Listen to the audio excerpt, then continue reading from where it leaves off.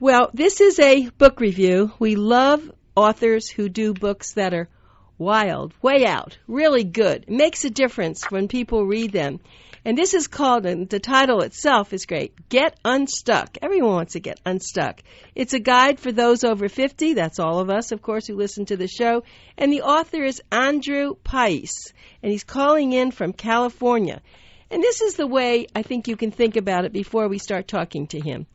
Why live in a world of limitations when you can live in a world of possibility, success, happiness, and love? Is it fear? Is it change? Is it years of negative life experiences? Is that what you're afraid of, that you might succeed? Well, I'm going to let Andrew really tell you why he wrote the book and what he does every day that he can continue this great philosophy. So thanks for coming on our show, Andrew. Thank you for having me. Okay, so what's your days like? My days are busy. My days are very busy, helping people get ahead of themselves and out of wherever they are stuck in whatever's holding them back. And I spend my days speaking in front of groups. That's it. I enjoy it immensely. And so, of course, you do that, and it took a lot of time, I'm sure, on your part to write this book. What made you do that? What made me do that simply was I started looking through the shelves for self-help books. You know, we all do that.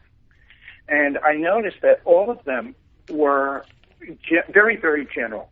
There was no one writing specifically for people over the age of 50. Now, this was about 3-4 years ago. I wrote my book 2 years ago. And since then, there's been like an explosion. So I kind of think of like maybe I started this whole new revolution. Oh, you think so?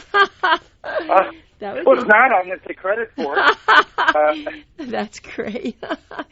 Well, and you should. You know, after I read your book, I have to tell you, it was very clever. The name, not only the name, but what you chalked into 77 pages. It could change someone's life for sure. Well, what's interesting is those 77 pages were personal experience and how it changed my life and made me a better person and opened up a whole new world that I thought would never exist. It's just changed everything that I do, the way I think. I don't feel held back by anything. Fear does not enter into it. Now, this is not to say that we shouldn't be analytical and just run into the burning house. You know, you got to look at it and say, ooh, I could get hurt doing this, but you weigh the pros and cons. The thing is, it allows you to stay away from that internal programming that holds you back.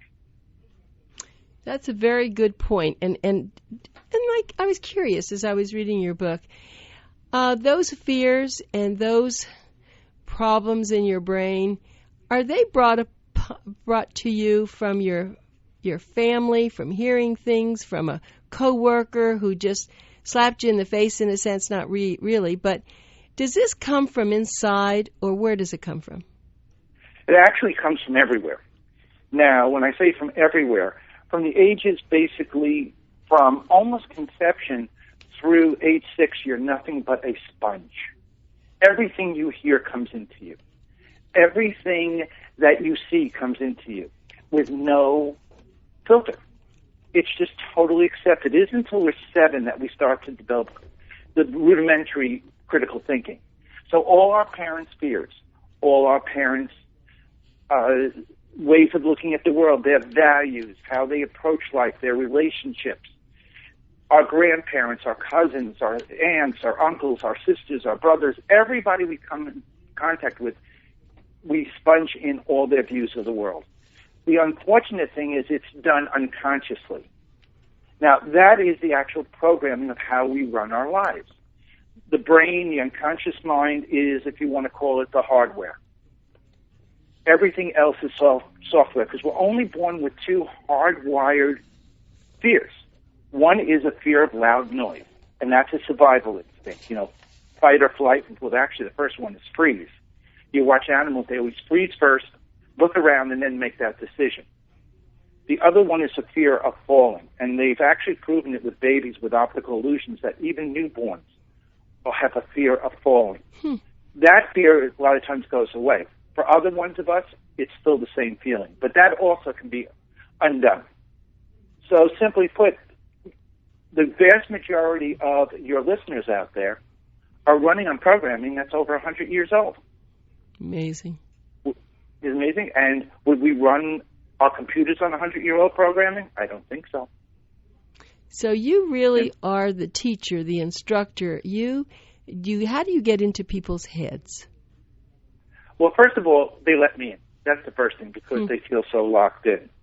Second thing is I am a certified clinical hypnotherapist. So I've done all kinds of training, over 1,000 hours, and I'm also a neuro-linguistic programming practitioner, a master at that. And that works with the actual programming language of the mind. You can change behaviors by just changing the meanings of things in an emotional way. And now I know that sounds kind of weird, but everything that we remember has an emotional component to it, which colors our reactions to everything else. Makes sense. It makes sense. Well, I was reading, of course, knowing a little bit about you, and actually, you were just saying that you're a board-certified trainer, a speaker, author, master clinical hypnotherapist, master NLP, which stands for Neuro-Linguistic Programming, and a master time techniques practitioner with great credentials. And I guess what you really, though, have focused in now about coaching, working with those people who are 50 and older. And you really like that, don't you? Yeah, for two reasons. One is I'm 50, and I'm older than 50, let's put it that way. In fact, I'm very proud of the fact that I'm 62. And the second thing is I hear so many coaches that are in their 30s coaching people in their 50s. I ran up to a young lady who was going to get a PhD in something, and who was she going to work with? People over 50. How old was she? 26 years old. I think when you need a coach who's lived the life and had the experience. And that's why I decided to work with people over 50. And very few people specialize in it. And don't you notice, though, you don't look 50, and probably most of the people who come to your seminars and you coach don't look 50 either. Is that a problem for people to see themselves in the mirror and they say, how am I 50? Wow. I keep wondering who that guy in the mirror is. I know it's not me. I mean, I'm still 18, actually, in my mind, I'm about 30. Yep. When I think of myself. I just had an experience, and I'm sure some of you are listeners out there have had the same experience, is going in and buying casual clothes. Now, I'm single, I date, I want to dress nice, I want to feel nice, but when I look in the stores, everything looks like it's for 18-year-olds. Well, I'm not 18 anymore, so finally I'm getting real nervous and insecure of what I should pick, because the stuff that I love really is not age appropriate, and I think that's what happens. A lot of people get out of what we call age appropriate. And so finally I walked over, and there was this young girl, I would say in her early 20s, and she was dressed very nicely, and I said to her, can I ask you a question? She said yes, and I said, if you were sending your father out on a date, how would you dress him? How would you like to see him dressed? Good question. Because I realized, what's that? Good question. Right? Yeah. Because I realized that in mid-20s, she's my daughter's age. And so she probably has a single father, because that seems to be the case here in South Florida. And, that's just the way it is in many cases. And so that's what I did.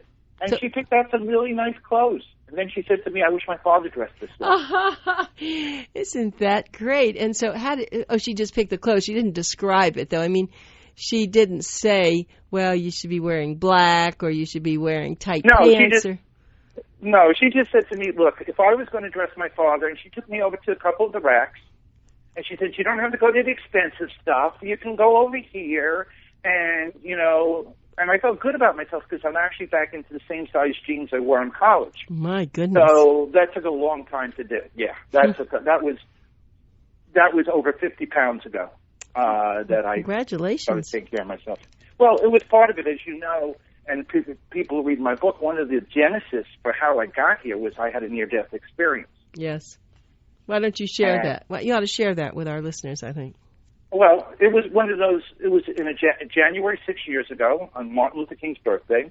I had been to the doctor the week before and got a complete physical from head to toe. Nothing was wrong. I was overweight, that I knew. My blood pressure was high. You know, all the typical over 50 maladies that we all seem to be getting. But other than that, it was a clean bill of health. Nothing that they could see.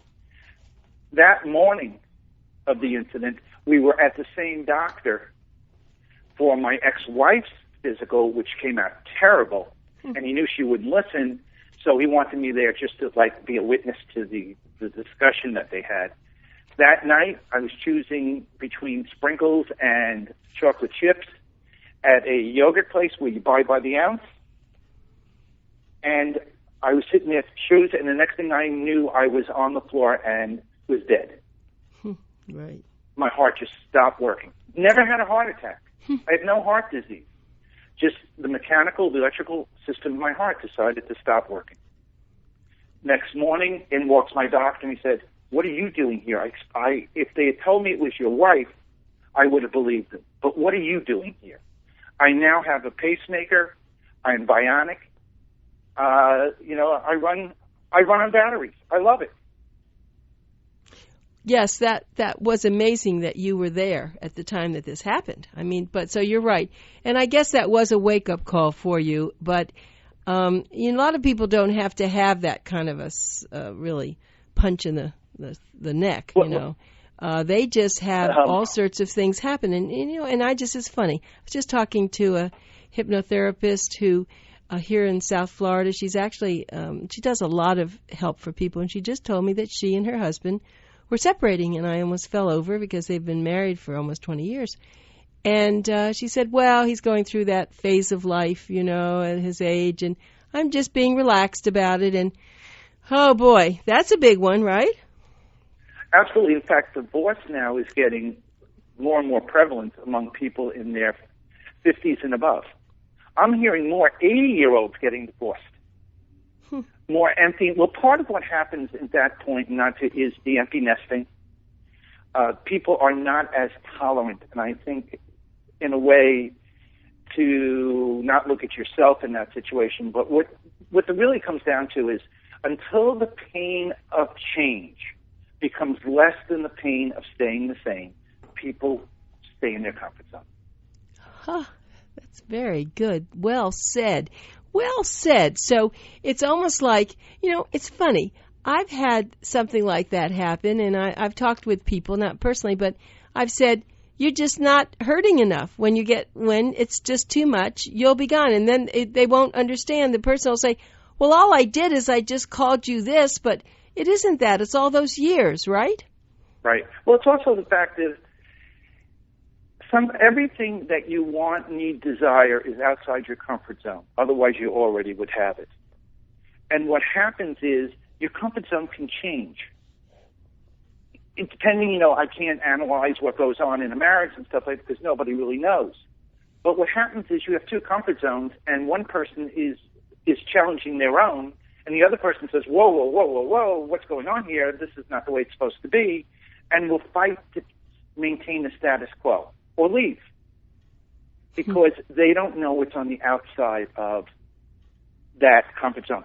Let me ask you and your listeners, how many times has somebody come to you with a problem, right? Yep. And you come up with 1,000,001 solutions, and they go, no, I tried that. No, I tried that. That's not going to work. That's not going to help. Oh, they have an excuse for everything that you say. Then they get frustrated with you because you don't understand, right?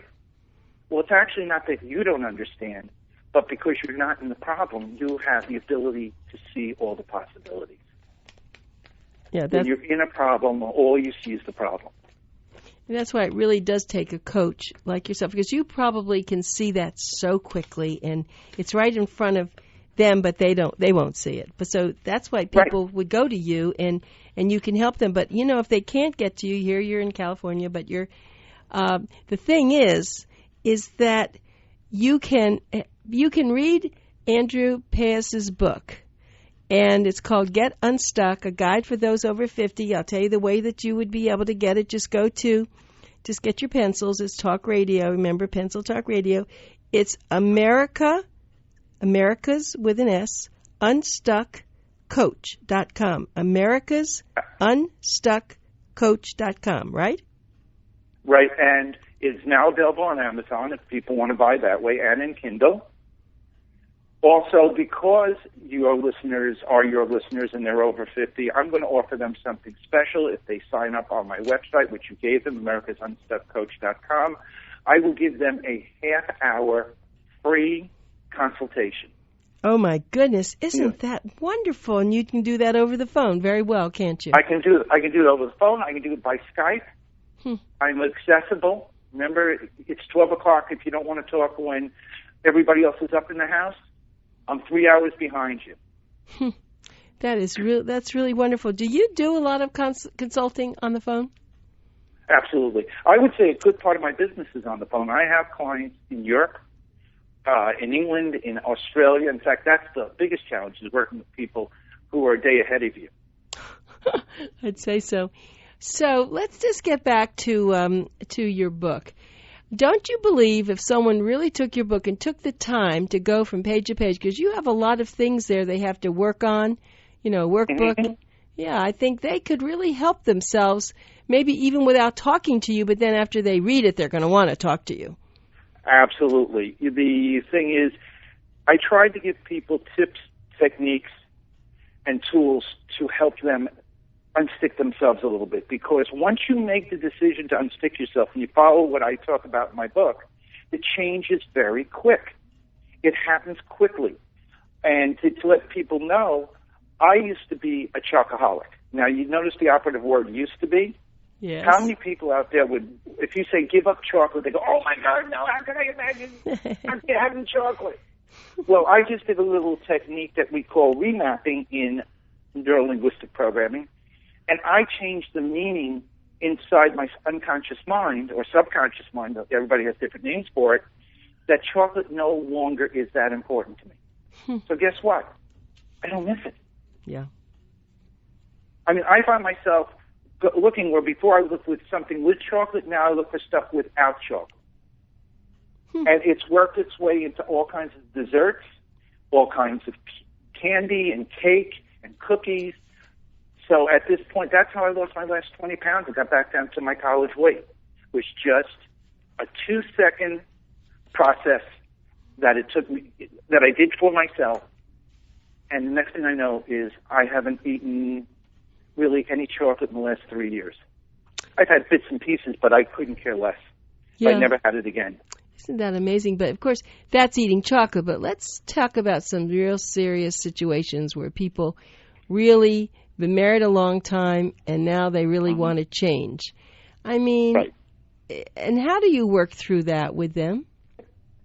Well, first of all, you have to find out what their value system is.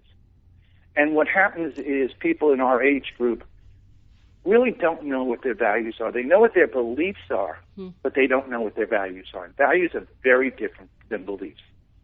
Beliefs support your values. And the way to tell the difference, if you say, well, I believe this, or I want this, or I believe, then it's a belief. A value is a 1 or 2 word description of something that is a motivator to you, that's so important to you. Now, we have top-of-the-mind beliefs like honesty, integrity, and stuff like that. Values like honesty, integrity, and stuff like that. And they come off your mind, but the ones that really drive you are unconscious. And when people who've been married for a long time have these problems, there are always value conflicts, which then change people's identities. This is a whole show in itself.